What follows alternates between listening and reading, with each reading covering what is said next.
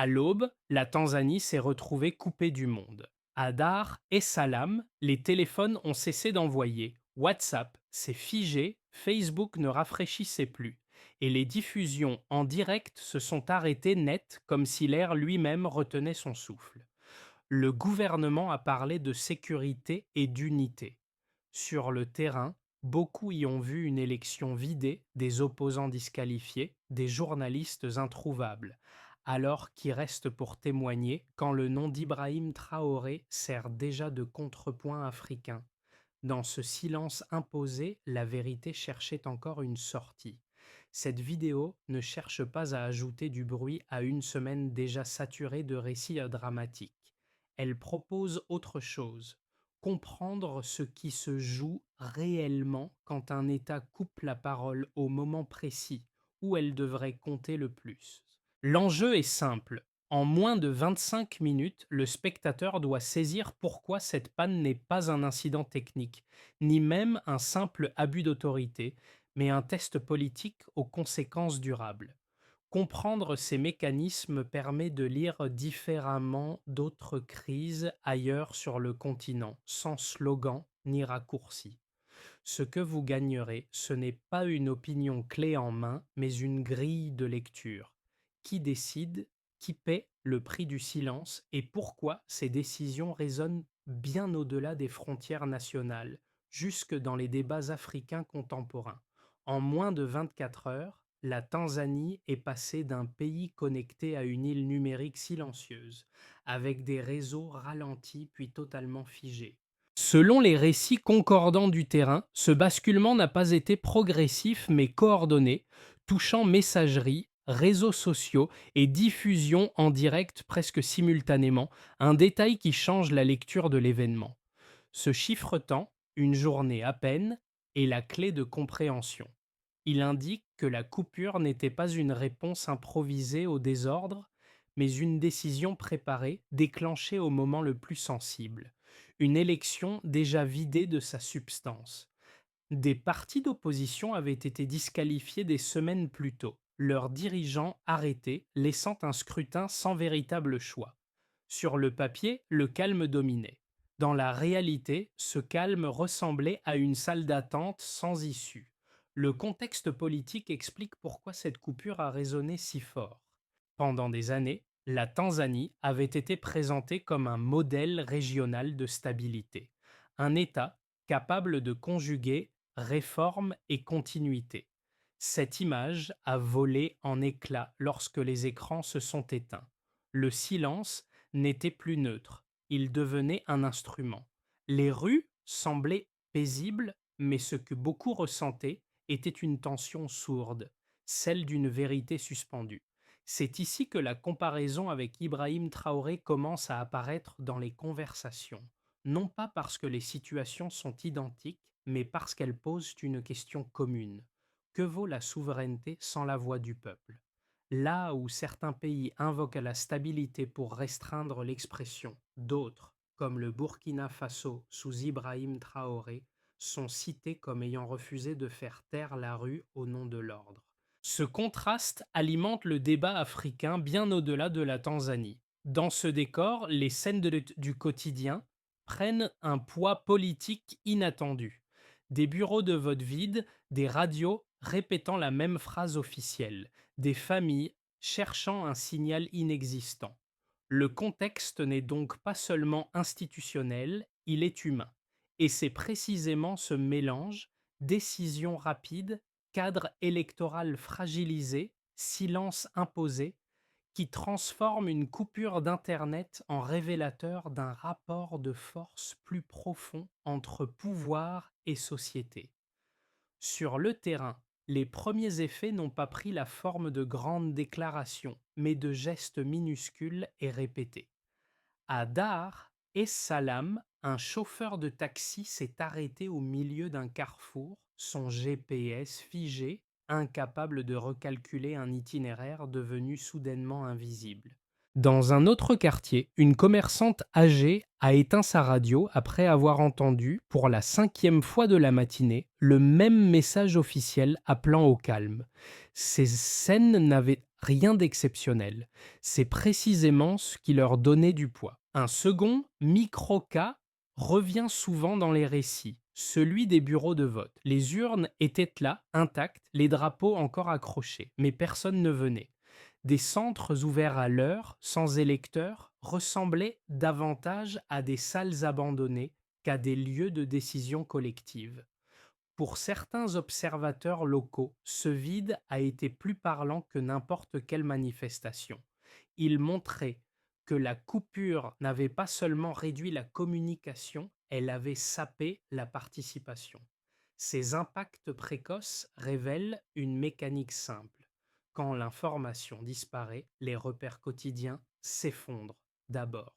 Ensuite, la confiance suit. Les citoyens ne savent plus à qui se fier, ni même si leurs gestes comptent encore. C'est à ce stade que la peur et la résignation peuvent s'installer, souvent avant toute explosion visible de colère. Dans plusieurs conversations rapportées hors ligne, un parallèle discret est apparu avec d'autres trajectoires africaines récentes. Le nom d'Ibrahim Traoré circulait comme un point de comparaison, non pour glorifier un modèle, mais pour interroger une alternative. Que se passe-t-il quand un pouvoir choisit d'affronter la rue plutôt que de la réduire au silence? Ce contraste éclaire les premières heures tanzaniennes sous un jour plus large. Au fond, quand la voix se coupe, le quotidien lui-même devient un instrument politique. Avant la coupure, la séquence semblait déjà verrouillée. Les principaux partis d'opposition avaient été écartés, leurs dirigeants arrêtés ou réduits au silence, et la campagne se déroulait dans une atmosphère étrangement calme. Ce calme était présenté comme un signe de maturité démocratique. Il était en réalité le prélude. Le déclenchement n'a pas été une explosion, mais un retrait. D'abord les ralentissements du réseau, ensuite les messages retardés, enfin l'arrêt total.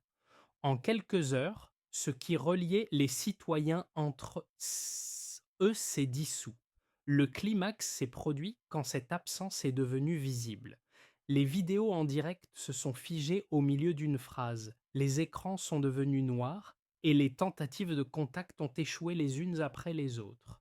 Dans les rues, les forces de sécurité se sont déployées au carrefour, fusils en bandoulière, incarnant un autre type de silence plus lourd. À ce moment précis, la coupure n'était plus technique, elle devenait un message. L'ordre serait maintenu, avec ou sans consentement. Pour beaucoup, c'est là que la perception a basculé, du doute à la certitude.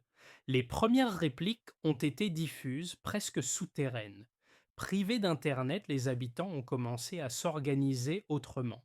Les informations circulaient à pied, de marché en marché, de maison en maison. Des slogans peints sur des cartons recyclés sont apparus, puis ont été rapidement effacés par la police. Chaque effacement renforçait l'idée que le silence n'était pas une absence, mais une construction active. La rue ne criait pas encore, mais elle murmurait déjà. À mesure que la journée avançait, ces murmures se sont densifiés. Des centres de vote ont été encerclés par des groupes scandants qu'il n'y aurait pas de scrutin sous la peur. Dans certains quartiers, des feux ont été allumés, non pour détruire, mais pour signaler une présence. Les autorités ont parlé de désordre et de terrorisme. Les participants parlaient de fameux de visibilité. Cette divergence de langage marque un point de non-retour dans la dynamique des événements. C'est dans cette phase que la comparaison avec Ibrahim Traoré a ressurgi plus clairement. Dans les discussions hors ligne et dans les rares messages parvenus à franchir les coupures, certains rappelaient qu'au Burkina Faso, Ibrahim Traoré avait été cité pour avoir refusé d'utiliser l'armée contre la population au nom de la stabilité. Là encore, il ne s'agissait pas d'idéaliser, mais de souligner un contraste. Ici, le silence comme outil. Ailleurs, la confrontation ouverte comme choix politique. Les répliques ont continué bien après la nuit. Gaz lacrymogène, arrestations ciblées, couvre-feu implicite. mais aussi chaînes humaines pour évacuer les blessés, entraide improvisée et une mémoire collective en train de se former. La ligne des événements montre une chose. Une coupure peut commencer comme un geste administratif et se transformer étape par étape en crise de légitimité. Avant la crise, le fonctionnement numérique quotidien suivait une norme devenue invisible. Les messages instantanés circulaient en temps réel. Les diffusions en direct accompagnaient les événements politiques. Et l'accès au réseau faisait partie du paysage ordinaire au même titre que l'électricité ou l'eau. Cette point de départ n'était pas parfaite, mais elle permettait une chose essentielle, la simultanéité entre ce qui se passait et ce qui pouvait être vu, commenté, vérifié. Le premier écart mesurable concerne le temps. En l'espace d'une seule journée, ce flux continu a été rompu. Les récits indiquent une séquence claire, ralentissement, échec d'envoi, puis arrêt total. Ce passage du quasi instantané à l'impossible n'est pas anodin. Il signifie que l'information n'a pas seulement été filtrée, mais sortie du champ du présent. Quand un message n'arrive jamais, il cesse d'exister politiquement. En une journée, le pays est passé d'un espace connecté à un espace suspendu. Le second écart touche à la portée. Avant, une scène locale pouvait devenir nationale, voire internationale, en quelques minutes grâce aux vidéos en direct et au partage. Après la coupure, cette portée s'est contractée brutalement. Les témoignages n'atteignaient plus qu'un cercle restreint. Voisins, marchés, lieux de culte. Cette réduction n'a pas supprimé l'information, elle l'a enfermée. Ce changement d'échelle transforme la nature même d'un événement politique qui passe de visible à contestable puis à niable. Un troisième indicateur, plus discret, concerne la durée des décisions. Les mesures politiques ordinaires laissent des traces, déclarations, images, archives. Ici, la coupure a raccourci la mémoire disponible. Les scènes n'ont existé que le temps d'un regard avant de disparaître avec les écrans noirs. Cette compression temporelle rend toute vérification ultérieure plus difficile. Ce n'est pas un hasard si les autorités ont parlé de problèmes temporaires. Plus le temps passe sans images, plus la version officielle gagne du terrain. Ces trois deltas, temps, portée, durée, suffisent à comprendre l'effet structurel de la coupure sans invoquer de chiffres macroéconomiques ou de statistiques complexes. Ils montrent un déplacement net d'un espace où le pouvoir devait répondre en temps réel à un espace où il pouvait différer, minimiser ou nier. La coupure n'a pas créé ce rapport de force, elle l'a rendu visible. C'est aussi ici que le débat africain élargit le cadre. Lorsque le nom d'Ibrahim Traoré est évoqué, ce n'est pas pour comparer des volumes ou des résultats chiffrés, mais des choix de temporalité politique. Au Burkina Faso, sous Ibrahim Traoré, le refus de couper complètement la circulation des images lors de moments sensibles est souvent cité comme un pari risqué mais assumé. En Tanzanie, le pari inverse a été fait, interrompre le flux pour reprendre la maîtrise du récit. La preuve quantitative minimale conduit donc à une conclusion qualitative forte. Passer d'un présent partagé à un présent fragmenté modifie la relation entre État et citoyen. La coupure n'est pas seulement un outil technique, c'est un levier qui transforme la mesure du temps politique lui-même. Et quand le temps était contrôlé, la responsabilité l'est aussi. Le premier argument avancé par les autorités et leur soutien est celui de la sécurité préventive. Selon cette lecture, la coupure des réseaux aurait évité une escalade rapide de la violence, empêché la coordination de troubles et protégé des vies. Dans des contextes électoraux tendus, disent-ils, la circulation instantanée d'images et de rumeurs peut amplifier la peur, créer des effets de foule et pousser à des affrontements irréversibles. Couper le flux serait alors un mal temporaire pour un bien supérieur. Préserver l'ordre et éviter un scénario hors de contrôle. Le second argument repose sur la souveraineté informationnelle. Les réseaux sociaux, souvent hébergés et régulés hors du continent, seraient des vecteurs d'ingérence, de manipulation et de pression extérieure. Interrompre Internet, même brièvement, serait une manière de reprendre la main sur un espace devenu stratégique.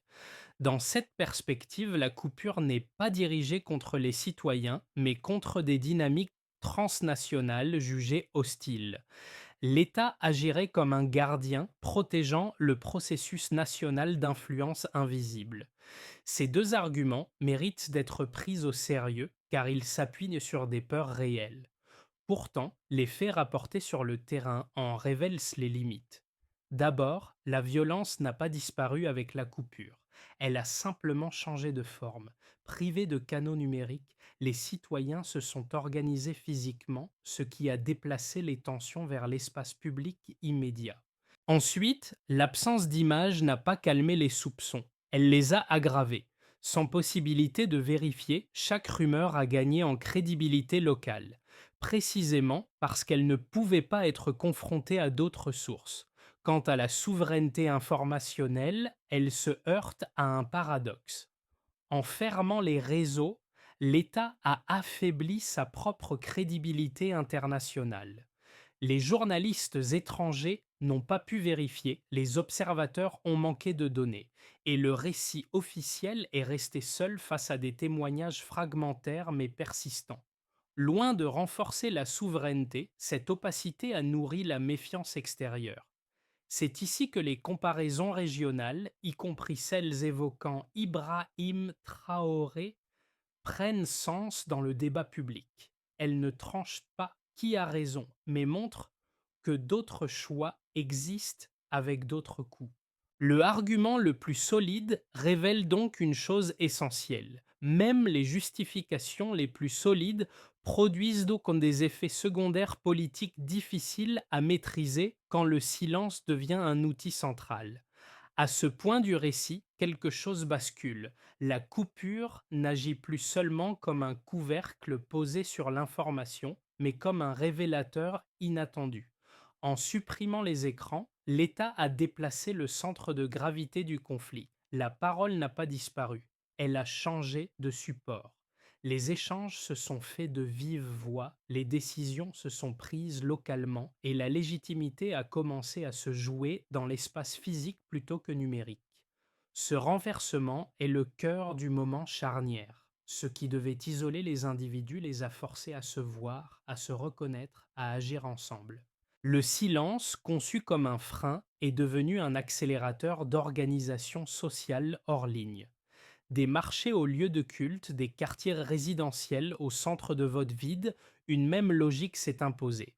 Sans réseau, chaque présence compte davantage. C'est ici que la comparaison avec Ibrahim Traoré change de nature. Il ne s'agit plus d'un contraste institutionnel, mais d'un contraste stratégique.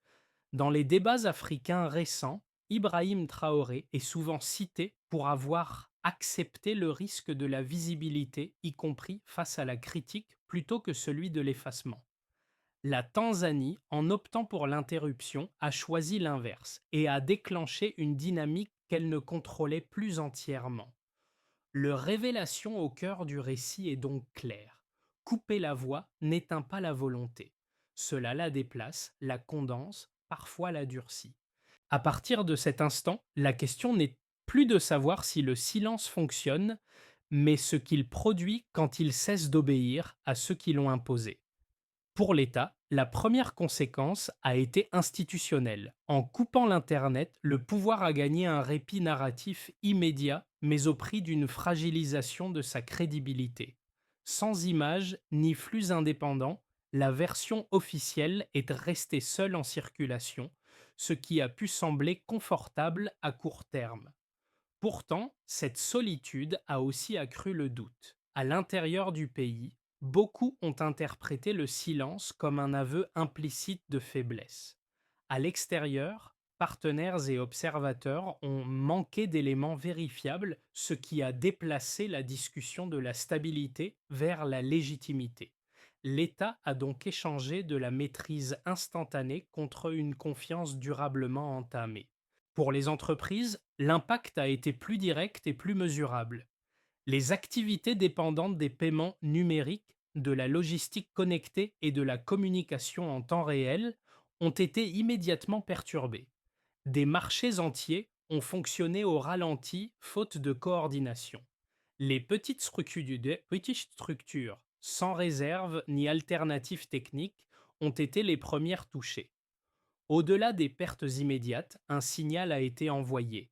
L'environnement peut basculer sans préavis. Cette incertitude pèse sur les décisions d'investissement et renforce la prudence des acteurs économiques bien au-delà de la durée effective de la coupure. Pour les citoyens, les conséquences ont été à la fois pratiques et symboliques. Pratiquement l'impossibilité de joindre des proches, de vérifier des informations ou de signaler des abus a créé un sentiment d'isolement aigu. Symboliquement, la coupure a transformé le rapport à la participation politique. Beaucoup ont compris que leur présence numérique pouvait être effacée à volonté. En réponse, certains se sont retirés, d'autres se sont engagés physiquement. Cette bifurcation est essentielle. Elle montre que le silence n'uniformise pas les comportements, il les polarise. À l'échelle régionale, enfin, l'événement a servi de point de comparaison. Dans les capitales voisines, analystes et responsables ont observé non seulement la décision, mais ses effets. La Tanzanie est devenue un cas d'école, discuté dans les médias et les cercles politiques africains. C'est dans ce cadre que le nom d'Ibrahim Traoré revient avec insistance. Non pas comme un modèle universel, mais comme un contre-exemple souvent cité. Au Burkina Faso, sous Ibrahim Traoré, la visibilité des crises a été assumée comme un risque politique plutôt que contenue par l'effacement numérique. Cette opposition nourrit un débat régional sur les coûts respectifs du silence et de l'exposition. Pris ensemble, ces effets dessinent un tableau cohérent. La coupure a redistribué les coûts. L'État a perdu de la confiance, les entreprises de la prévisibilité, les citoyens de la sécurité informationnelle, et la région a gagné un précédent à analyser. Le retombé est clair pour tous les acteurs. Une décision pensée comme temporaire a produit des ondes longues. Et c'est précisément cette dissymétrie entre le geste et ses conséquences qui rend l'épisode tanzanien si lourd de sens. Le premier scénario est celui de l'ajustement prudent. Dans cette trajectoire, la coupure reste un précédent lourd mais non répété à court terme. Les autorités restaurent progressivement les services, réaffirment des engagements formels et cherchent à normaliser la situation sans reconnaître pleinement les torts. La vie économique reprend, mais avec une couche supplémentaire de méfiance. Les citoyens intègrent l'idée que la connectivité peut être conditionnelle. Le système tient, mais il tient moins bien qu'avant, avec un capital politique entamé et une vigilance accrue de la société civile. Le scénario le plus favorable suppose une inflexion réelle. Sous la pression interne et régionale, des mécanismes de garantie sont mis en place. Engagement public sur la non-répétition, réouverture de l'espace médiatique et dialogue plus crédible avec les acteurs politiques exclus.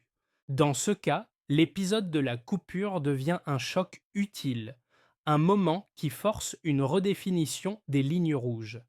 La confiance ne revient pas immédiatement, mais elle peut être reconstruite si les actes suivent les paroles. La Tanzanie sortirait alors affaiblie à court terme, mais potentiellement renforcée institutionnellement à moyen terme. Le scénario le plus sombre est celui de la normalisation du silence. La coupure devient un outil parmi d'autres, mobilisable à chaque moment sensible. Les acteurs économiques anticipent que ce risque, ralentissent leurs engagements et les citoyens s'adaptent par l'autocensure ou le retrait. Dans cette configuration, la stabilité affichée masque une érosion profonde du contrat social. Le pays fonctionne, mais à bas bruit, avec une société fragmentée et un pouvoir de plus en plus dépendant de mesures exceptionnelles pour maintenir l'ordre. Ces trois scénarios ne sont pas des prédictions, mais des cadres de lecture. Ils montrent que la question centrale n'est pas technique, mais politique. Si une crise survient, alors la manière de gérer l'information déterminera la trajectoire plus que l'événement lui-même. Dans les débats africains, cette réflexion est souvent élargie par des comparaisons, y compris avec des figures comme Ibrahim Traoré, non pour copier des modèles, mais pour interroger les choix possibles face à la pression. La proposition de fond est donc simple, lire les décisions à travers leurs effets différés. Ce qui semble efficace sur quelques jours peut devenir coûteux sur quelques mois. Et dans un horizon de 6 à 12 mois, c'est cette accumulation silencieuse qui fait la différence entre résilience et fragilisation durable. Pour une partie du public, cette séquence tanzanienne ne se lit pas d'abord comme un événement lointain, mais comme une projection possible. Ceux qui vivent dans des pays où la connexion est devenue un réflexe quotidien comprennent immédiatement ce que signifie sa disparition soudaine. La question n'est pas seulement politique, elle est intime. Que fait-on quand les outils ordinaires pour s'informer, se rassurer ou s'organiser cessent de fonctionner en même temps? Cette identification explique pourquoi le récit a circulé, même fragmenté, bien au-delà de ses frontières.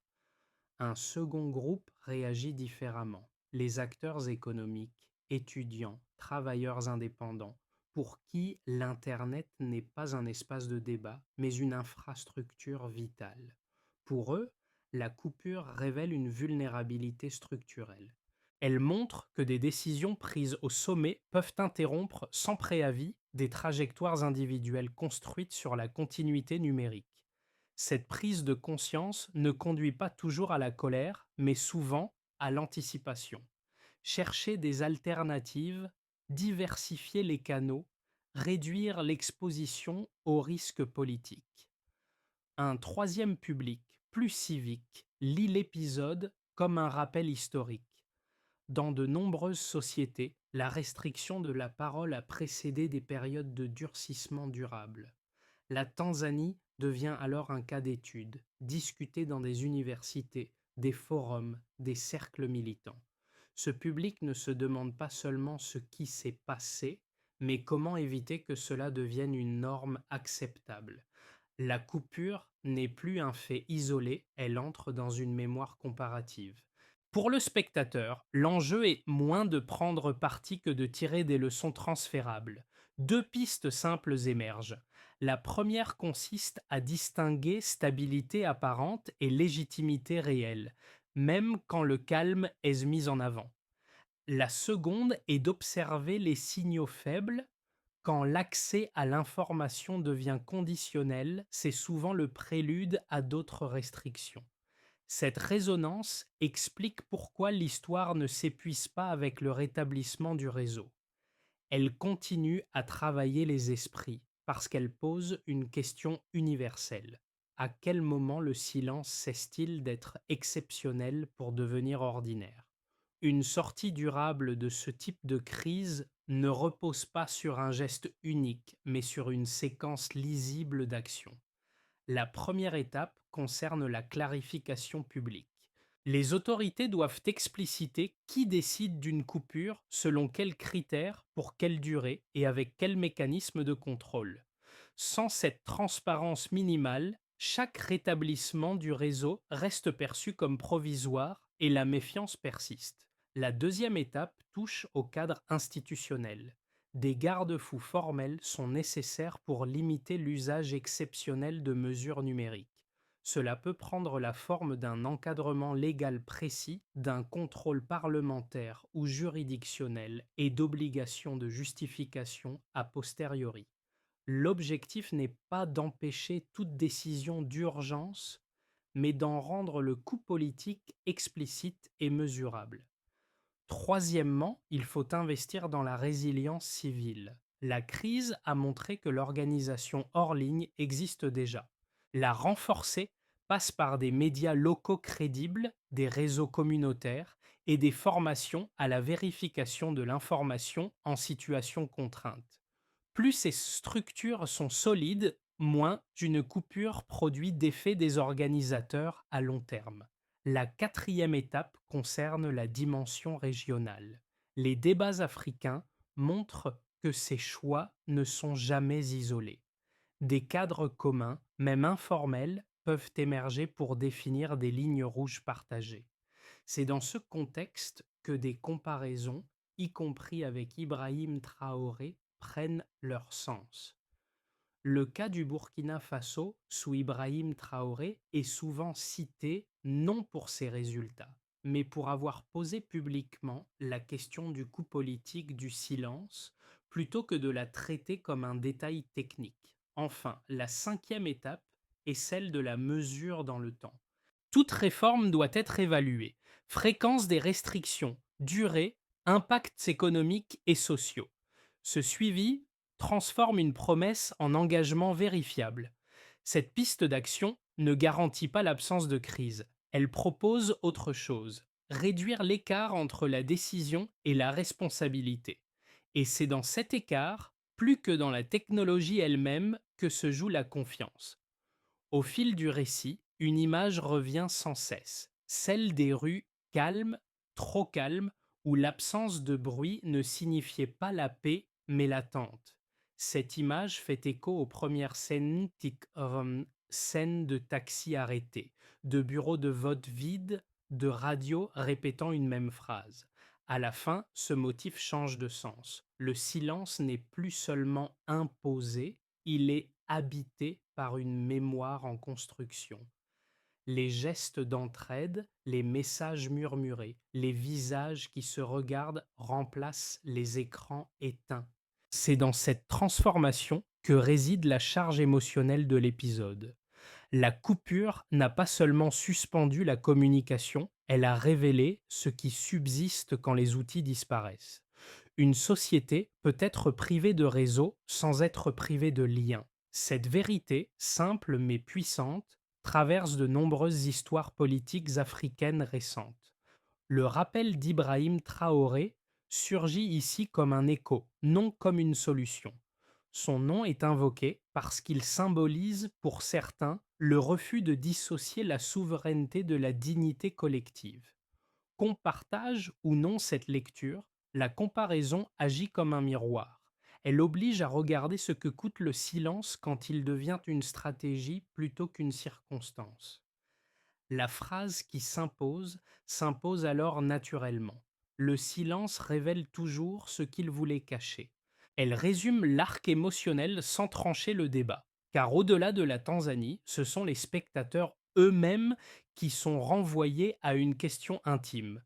Que reste-t-il de nos choix quand la voix s'éteint, et quelle mémoire décide-t-on de porter quand le bruit revient? Ce récit ne demande pas d'adhésion immédiate, encore moins de conclusion définitive. Il propose un espace de réflexion partagé. La coupure tanzanienne pose une question qui dépasse un pays et un moment précis. Comment les sociétés réagissent-elles quand un outil devenu banal disparaît soudainement? Et que reste-t-il alors de la confiance collective? Chacun peut y lire autre chose, selon son histoire, son contexte, ses attentes. Si cette histoire résonne, c'est peut-être parce qu'elle touche à une expérience commune, le lien fragile entre stabilité, ordre et liberté. Les écrans peuvent s'éteindre, mais les choix demeurent. Observer, comparer, discuter calmement fait partie de ces choix. C'est ainsi que des précédents deviennent des leçons plutôt que des fatalités. La discussion ne se limite pas à l'Afrique ni à la politique institutionnelle. Elle concerne toute société qui confond parfois le calme avec la paix ou la maîtrise avec la légitimité. En ce sens, écouter d'autres points de vue, confronter des expériences différentes, enrichit la compréhension plutôt que de la figer. La question reste donc ouverte et elle vous appartient désormais. Que feriez-vous si le silence devenait la norme et comment reconnaîtriez-vous le moment où il faut le contester?